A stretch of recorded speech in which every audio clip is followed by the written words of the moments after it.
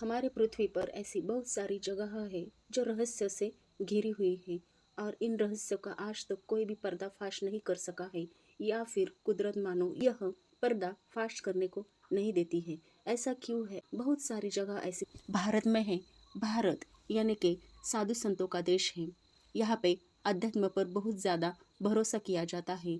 देवी देवताओं भगवानों की पूजा अर्चा की जाती है और इसी भारत में एक स्थान ऐसा भी है जो रहस्य से घिरा हुआ है। यानी कि यह स्थान पे कुछ ऐसा रहस्य है जो आज तक कोई भी नहीं जान पाया है। जिसने भी यह रहस्य जानने की कोशिश की है उनके सर पे मुसीबत का पहाड़ गिरा है और वो इस मुसीबतों से बच नहीं पाया है। ऐसी ही एक जगह भारत में है, वृंदावन के निधिवन में। निधिवन यह एक जंगल है और यह जंगल करीब करीब 2.5 एकड़ तक फैला हुआ है और इस जंगल में कहा जाता है कि निधिवन में हर रोज रात के टाइम खुद भगवान श्री कृष्ण अपने राधा रानी के साथ आ जाते हैं और यहाँ पे वो रासलीला करते हैं। यह रासलीला श्री कृष्ण राधा रानी संग भी करते हैं और अन्य गोपिकाएं हैं उनके साथ भी यह रासलीला करते हैं। लेकिन उनकी यह रासलीला देखने का सौभाग्य किसी को भी प्राप्त नहीं हुआ है। निधिवन में आप जा सकते हैं लेकिन वहाँ पे रात को 7 बजे के बाद रुकने को मना है। आम लोगों को तो मनाही है लेकिन यहाँ पे निधिवन में जो कार्यकारी काम करते हैं उनको भी निधिवन में रुकने के लिए सख्त मनाही है। ऐसा क्यों है? यह रहस्य आज भी कोई भी नहीं जान पाया है। यहाँ पे निधिवन के बारे में अगर बता के चले तो निधिवन एक बहुत ही बड़ा और सुंदर पेड़ों का नज़ारा हमको निधिवन में देखने को मिलता है। इस निधिवन में भगवान श्री कृष्ण का एक बहुत बड़ा मंदिर भी है। इसे रंग महल कहते हैं और यहाँ पे बता के चले तो निधिवन में आम आदमी हर कोई जा सकता है लेकिन वो सिर्फ जब तक दिन है तब तक ही वहाँ पे रुक सकते हैं। आप में से कोई भी अगर निधिवन में गया है तो आपको पता ही होगा कि निधिवन में बहुत सारे पेड़ है और वो कोई सामान्य पेड़ जैसे नहीं दिखते हैं। उस पेड़ों की रचना भी बहुत ही अलग है जो बिल्कुल सामान्य पेड़ नहीं दिखते हैं। क्योंकि आमतौर पर अगर बता के चले तो सामान्य जो पेड़ रहते हैं उनकी शाखाएं, उनका झुकाव वो आसमान की तरफ रहता है और वो आसमान की तरफ बढ़ने को हमको देखने को मिलते हैं। लेकिन निधिवन के पेड़ अगर बता के चले तो असामान्य है और वो हर एक पेड़ हर दूसरे से जुड़ा हुआ है।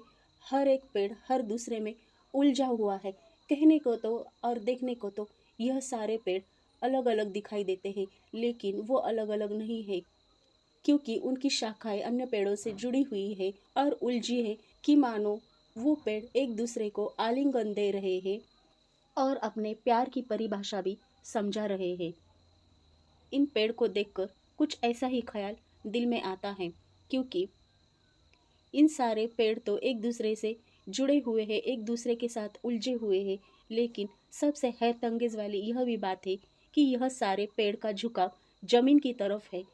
ये जमीन की तरफ क्यों है? इसके पीछे भी कहा जाता है कि भगवान श्री कृष्ण यहाँ पे आते हैं, हर दिन आते हैं, हर रात आते हैं और यहाँ पे रासलीला करते हैं। जब उनके पावन स्पर्शों से निधिवन पूरा पावन हो जाता है तो मानो यह पेड़ उनके पावन स्पर्शों को प्रणाम करने के लिए मानो कि यह पेड़ नीचे झुके हुए है और उनका यह समर्पण श्री कृष्ण के लिए है। ऐसा कहा जाता है कि मानो वो श्री कृष्ण के पद स्पर्शों को प्रणाम करने के लिए नीचे उनका झुकाव हो रहा है। ऐसी भी मान्यता है और शायद ये भी बात बहुत ही सही भी लगती है। यहाँ पे और एक बात अगर बता के चले तो ये तो हो गई पेड़ों की भाषा। लेकिन यहाँ पे पेड़ के साथ साथ जो तुलसी के पौधे हैं, तुलसी के पौधे एक एक करके नहीं देखने को मिलते हैं क्योंकि यहाँ पे तुलसी के पौधों का भी एक झुंड रहता है। केवल एक ही पौधा तुलसी का देखने को नहीं मिलेगा, सारे के सारे पौधे एक झुंड से है। मानो तुलसी के पौधे भी यहाँ पे बढ़ रहे हैं। यह भी एक बहुत आश्चर्य करने वाली बात है। लेकिन यहाँ पे यह बात भी किसी को समझ में नहीं आई है कि आम लोग तो सही लेकिन यहाँ पे पुजारी को भी रात को रुकने के लिए मना है। अगर बता के चले तो यहाँ पे कोई भी जीव जंतु हो या फिर पंछी हो या फिर पक्षी हो यहाँ पे रुक नहीं सकता है, चाहे वो जानवर हो। आमतौर पे यहाँ पे निधिवन में अगर आप जाते हैं तो यहाँ पे आप देख सकते हो कि यहाँ पे निधिवन में बहुत सारे बंदर आपको देखने को मिलेंगे, बहुत सारे जीव जंतु, पक्षियों का किलकिलाट आपको देखने को मिलेगा, सुनने को मिलेगा। लेकिन यही सारे पंछी रात के टाइम यहाँ से लौट जाते हैं अपने अपने घर पे, यानी कि वो पंछियों का, वो पक्षियों का यहाँ पे किसी भी पेड़ के ऊपर बसेरा नहीं है।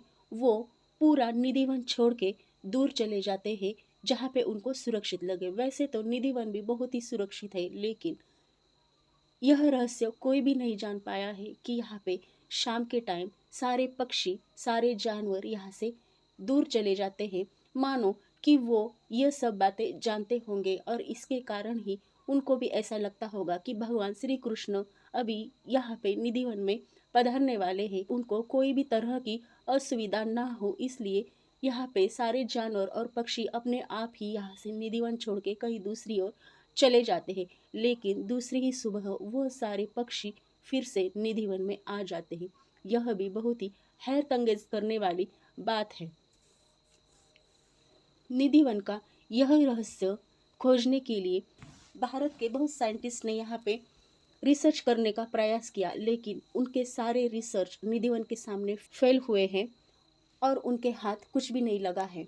यहाँ पे बता के चले तो आउट ऑफ कंट्री में से भी बहुत सारे साइंटिस्ट यहाँ पे आए थे। यहाँ पे उन्होंने निधिवन में आकर किसी पेड़ को कैमरा भी लगवाए थे और रिकॉर्ड भी सारी चीज़ें करने का बंदोबस्त किया था, लेकिन सारे कैमरा फेल हो गए या फिर उनमें कोई ना कोई प्रॉब्लम्स आ ही गया। जब उन्होंने दूसरे दिन यह कैमरा चेक किया तो उनको निधिवन में कुछ भी नहीं देखने को मिला। इन सारे साइंटिस्ट और यह सारे लोगों का जो रिसर्च था वो बिल्कुल फेल हो गया है निधिवन जंगल के सामने।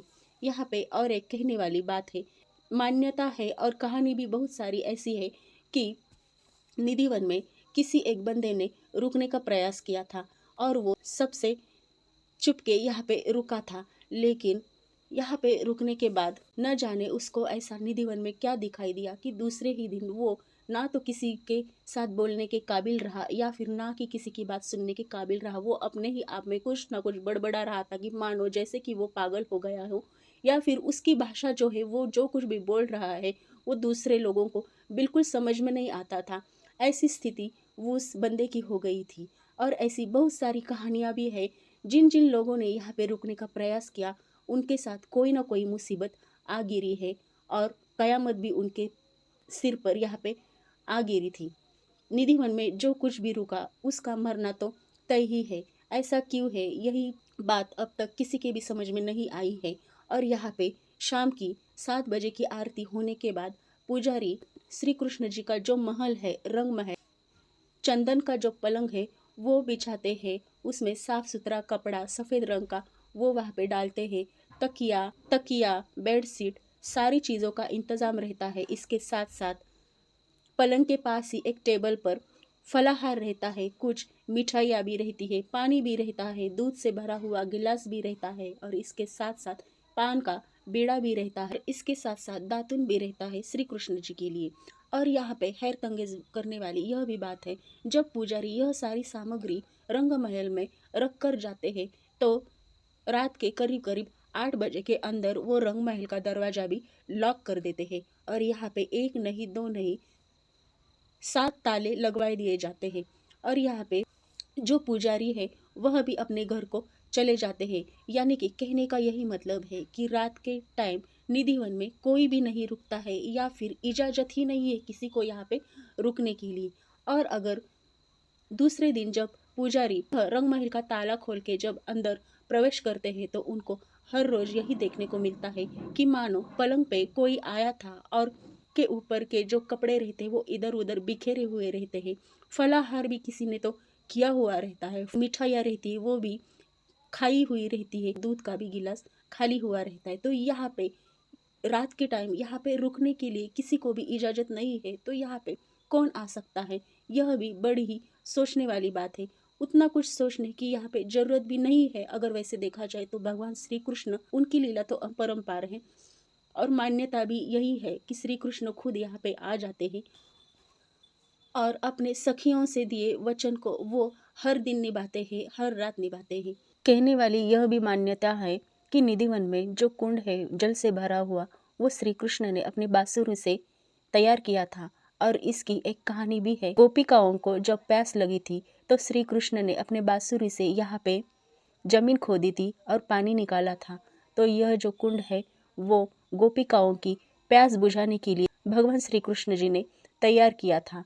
लोग यहाँ पे इस कुंड का पानी भी पीते हैं प्रसाद के स्वरूप में। यहाँ पे बताने वाली यह भी बात है कि वृंदावन का तापमान अगर 48 डिग्री के ऊपर भी अगर रहता है, लेकिन उसी डिग्री में अगर आप वृंदावन में निधिवन में आ जाते हो तो यहाँ पे आपको गर्मी के दिन भी, गर्मी के सीजन में भी पूरा शीतल जैसा अनुभव देखने को मिलेगा। यहाँ पे हर तरफ आपको इतनी शीतलता, इतनी ठंडाई मिलेगी कि आपका दिल यहाँ पे सुकून से भरा रहेगा।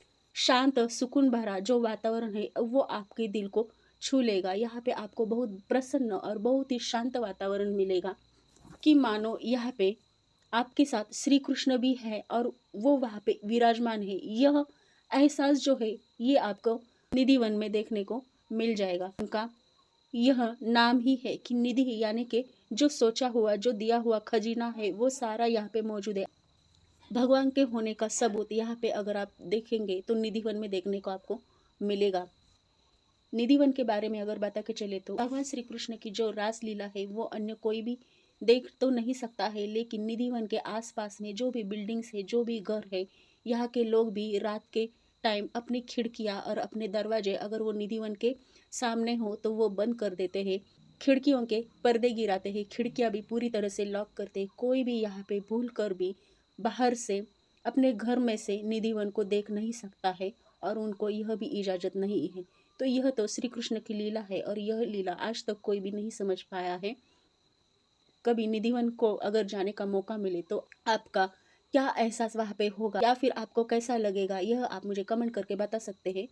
और ऐसी ही न्यू इन्फॉर्मेशन के लिए आपको मेरे चैनल को सब्सक्राइब करना है, लाइक करना है, शेयर करना है और कमेंट कीजिए। तो मिलते हैं अगले नेक्स्ट वीडियो में नई इन्फॉर्मेशन के साथ।